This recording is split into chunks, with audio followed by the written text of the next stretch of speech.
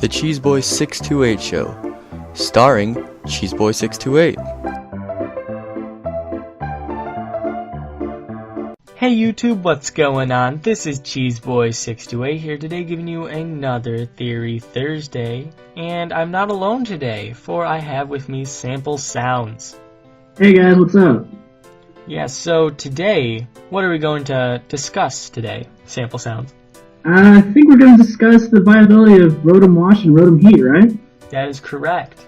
So we have 3 points that we want to discuss today. First off, handling the top 10 in the OU tier, because we're discussing both of their viabilities in the OU tier, and why Rotom-Heat could potentially be even more useful than Rotom-Wash in OU. So we're talking about dealing with the top 10 pokes in the OU being most used OU tier. We are also discussing typing and how that will affect its usage in OU and viability. And finally, the move pool. Whose move pool is better and more useful in most general situations.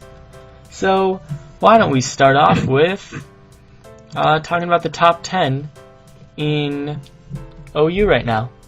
Number that one. Works for me. Yeah. So, ironically enough, number one is in fact Rotom-Wash with 23%. By the way, we're using statistics as of January 2nd, so it may not be the most recent list, but that's what we're going to base it off of. Mr. Felco gave it to me a while back, and I have not found a more updated list. But, talking about number one, of course, Rotom-Wash is going to beat Rotom-Heat just because of typing in general. But because of that, so because of that, we're only going to go from ranks 2 through 11 in that case, because it's a bit more fair. So let's talk about Talonflame. What do you think about Talonflame? Well, I mean, its two main stabs are Flying and Fire, and obviously both Pokemon do resist that.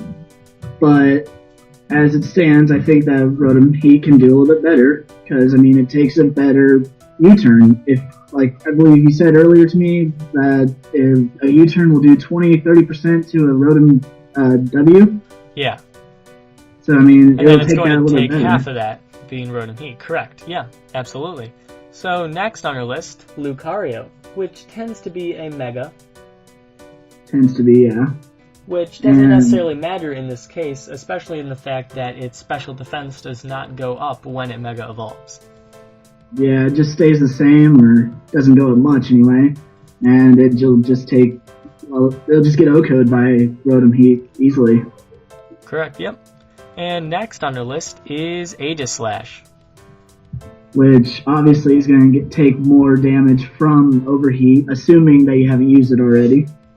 Right, the only worry is how it goes to -2 right after its first use, which we'll talk more about later, but for the most part, Overheat's going to do a much more considerable chunk to Aegislash as opposed to Hydro Pump. Now, next on our list, Genesect. Obviously, Fire typing will take that bug down. Absolutely. Yeah. Next on our list is Heatran. Well, we've talked about this a little bit, and Heatran can't do much to Rotom-Heat, but Rotom-Heat can't do much to it, so I mean, Rotom-Wash obviously will have the slight advantage over Heatran. Over Heatran, yes, but to be fair, Rotom-Wash will probably kill Heatran more likely. Yes, more likely. I mean, I've run specially defensive Heatran, and does take it, but not very well. Right. And my apologies for Heatran is number 7, while Greninja is number 6. Yeah, but obviously Greninja's the giant threat here, and it can be any type it wants to be, right? Right. Now, we know that it can be any type, so we could say, oh, it's just a tie. But we know that the rather standard, I'd say, move slots for Greninja are Surf or Hydro Pump, Dark Pulse, Grass Knot, and HP Fire. You could also use Ice Beam in there, which doesn't really apply in this comparison. Yeah. Nonetheless, that standard Hydro Pump is definitely going to do a lot more damage to Rotom-Heat than Rotom-Wash. Definitely, and like you said, it does get Grass Knives, and they both take it because they're completely lightweights, but I mean, it's not going to do much anyway, so we don't have to worry about that. Correct, yes. Next on our list, Garchomp. Garchomp, always fun. It resists fire and it's neutral with water, but it does get that Stone Edge, and a lot of people do tend to run it, so... Right, yeah. So, for the most part, Garchomp is going to destroy Rotom-Heat much more likely than Rotom-Wash. Next on our list is Scizor. Again, it's the same with Genesect. It really can't do much to Rotom-Heat, and it can get OHKO'd by a fire type, or by Overheat. Correct. Yes. Now, how about Excadrill? Excadrill, I mean, if it's offensive, it's going to take out either Rotom. But, I mean, it's weak to both of the Rotom's stabs, so, I mean, it's what you take of it, really. Right. In the case that Excadrill is more defensive, I've never done calcs, I've never seen it through game, but if either Rotom has a chance to live a defensive EQ from an Excadrill, of course Rotom-Wash is more likely to live it. Yeah, because of that 4 times weakness with Rotom-Heat. Yep. Now, finally, since number 11, since number 1 was Rotom-Wash, Ferrothorn. It's the same with Scizor and Genesect. It's a grass steel, so it's going to take a lot from Overheat, and it also resists Hydro Pump, so... That's right, yeah. Rotom-Wash is completely walled with its dual stab to Ferrothorn just because of the grass typing.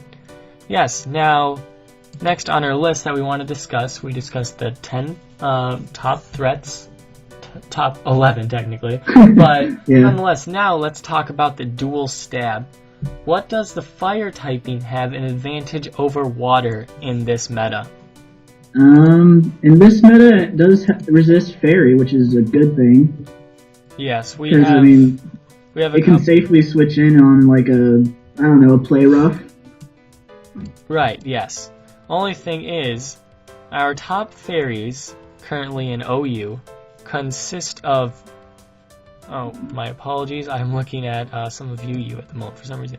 But, Azumarill, Clefable, Klefki, and Mawile.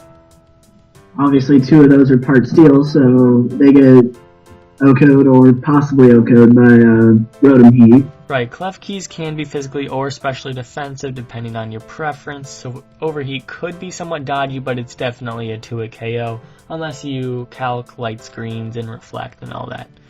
Yeah. But then you also said Azumarill, which is part water and kind of just ruins Rotom-Heat's day.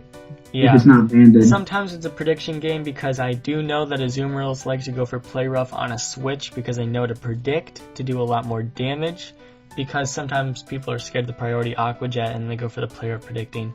But nonetheless, Azumarill will usually win out against Rotom-Heat. Now, yeah. Clefable can be offensive or defensive, but nonetheless its only stab is walled by Rotom-Heat. Definitely. Now, we were just talking about fairies here. Sure, that's an advantage of fire, but what else with typing between water and fire should Rotom-Wash and Rotom-Heat have to deal with in the OU tier? I'd say there's a fair amount of rocks, which obviously Rotom-Heat's weak against. Right, yes. But with Stealth Rocks, obviously it's gotten slightly nerfed this generation because of Defog. Mm-hmm. Right, yes. What we were talking about with the principle of defog, a lot of defoggers have that flying typing, or at least part flying typing. And so, the only time you're usually going to use defog unless you predict the rocks on that turn, you're going to have to come in on rocks, which Mandibuzz, I'm good at saying things, which Mandibuzz usually has to come in taking 25% automatically. Now, don't let this be a downer on any fire type that is weak to rocks, in the case like Heatran being Steel Fire isn't weak to rocks, so to say. So, because of that, Rotom-Heat should be able to come in on rocks just like any bird should be able to, or just flying type for that matter. So rocks isn't necessarily the hugest deal, although rocks are considered the most important move in the game. I don't know if they're still considered that, but that's how it was in 5th gen. That was the main law. So that is definitely an advantage that Rotom-Wash has over Rotom-Heat. Definitely agree with you there. Now, what would you say about water? Rotom-Wash is good because it's able to handle water, and Rotom-Heat is of course weak to water. And Drizzle has been banned in UU, and definitely could have some usage in OU. What do you think? I mean, with it being nerfed to only 5 turns, I don't really know about that, but I mean, they've both got the electric typing as well, and if you run a Scarf, you'll probably outrun any water type anyway. Right, but aren't we mostly discussing defensive Rotoms here? Or are we I guess discussing so. both? I mean, we can discuss both, but that's probably another story for another day. Right. As for defensively, I'd say Rotom-Wash does have an advantage in terms of water type attacks, because it does resist. Right. Obviously, if you're taking a Hydro Pump from a Greninja in the rain, you don't want your Rotom-Heat to take that, so... Absolutely. I mean, you could pair it up with the likes of Gastrodon or Jellicent, and that would take care of that. Yeah, definitely. So, let's see. Other weaknesses of fire. It's weak to ground, rock, and water. So it's pretty much simple as that, because both of them are weak to ground, but that amazing levitate ability does keep them both in check to those EQs. Yep. So, finally, we discussed the top 10 OU threats. We discussed typing. Now, how about move pool? They literally have the same move pool except for one move, and that's their main special move, if you will. Which Right, because of their change of typing, yes. Yeah, for Rotom-Wash, it's Hydro Pump. It's 110 base power and 80 accuracy. And then for Rotom-Heat, it's Overheat. I like that, actually. And then that's 130 base power with 90 accuracy, so... I mean, that's a pretty big difference in my opinion. What do you think? With Stab, Overheat does become 195 base power, and Hydro Pump does become, 175? I believe so, yeah. Yeah, so we're talking about 15 base power here. It's not huge, but it could be relatively considerable. It could be considerable. And my apologies, it's actually 165. So we're talking about 25 base power here. That could be a difference. You never know, honestly. And yeah. So besides the form of power, how about its utilization in-game? For example, Overheat does go to -2. While Hydro Pump, you can keep firing off Hydro Pumps and not have a worry. Yeah, but that worry of the accuracy gets a lot of people, because I see a whole bunch of videos where people are missing Hydro Pumps left and right. That's right, yes. Accuracy is definitely a problem where Overheat does win. So, if there's 3 points being accuracy, power, and reliability, and when I say reliability, I mean preserving the poke so that something can't come in and just easily sweep the rest of the team. Yeah. I'd say that, of course, Overheat is stronger. Yeah. And Overheat is more accurate. Correct. But is the power and accuracy enough to save it, as opposed to not needing a -2 from the Hydro, which is slightly less accurate and a little bit less strong? I mean, there's the argument there, really, but... I mean, we're talking about defensive here, right? Yes. And Overheat is known as a relatively offensive move. Yeah. So, I mean, obviously, Rotom-Wash will have a slight advantage on this, because we are talking about defensive. Right, yes. So, with that said, what would be the conclusion here? Would you say that Rotom-Heat, despite Rotom-Wash's much higher usage in OU, that Rotom-Heat does have an advantage in the current OU meta? As defensively, I think we'll see them both. But as to who's going to get more used, I don't know.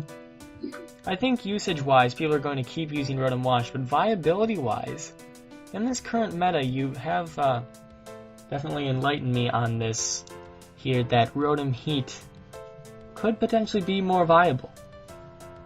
Uh-huh. So let's leave it up to the audience here, and you guys can tell us your opinions. But Can't wait to see him. that's right. You got anything else to say, Sample?